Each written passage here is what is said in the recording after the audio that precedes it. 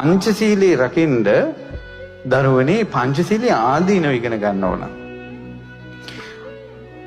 තියෙනවා අපාය සංවත්තනික කියලා සූත්‍ර දේශනාවක්.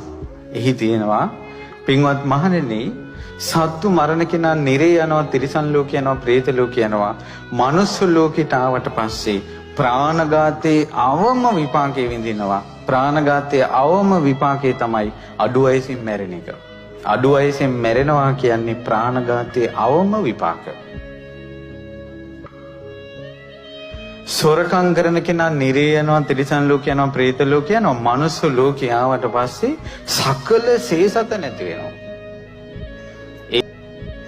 ඒක සොරකමේ අවම විපාක තමයි සකල සේසත නැති වෙනවා. ඊළඟට වැරදි කාමසේනේ විපාකයක් තමයි අවම මනුස්ස ලෝකේ. අවම විපාකේ තමයි යන තැන සතුරෝ. සැනසille ඉන්න නැහැ. සතුරෙක් හැදෙනවා දරුවෙක් හරි.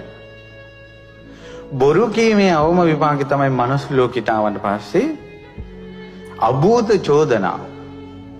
කොයින් හරි අහක යන අපි අදාළවත් නැති එකට අපි වැටෙනවා. බොරු කීමේ අවම විපාකේ. සුරාවේ අවම විපාකේ තමයි පින්වත් දරුවනේ පිස්සු හැදෙන එක උමතුයි.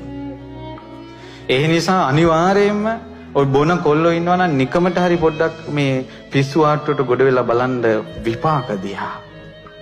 ලස්සන මිනිස්සු පිස්සු හැදිලා දොඩවන හැටි. අවම විපාකයයි. ඉතින් මේව දකිනකොට ඊළඟට කොල්ලෝ වල්පල් කතා කරගෙන ඉන්නවනේ. නිකන් දෙතිස් කතා කිරීමේ විපාක තමයි වහා රාගයේ උපදිනවා, වහා ද්වේෂයේ උපදිනවා, වහා මොහයේ උපදිනවා.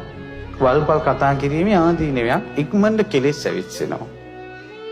කොහොමද කර්ම? කොච්චර අනුකම්පාවෙන්ද බුදුරජාණන් වහන්සේ අපිට සීලය වදාළේ.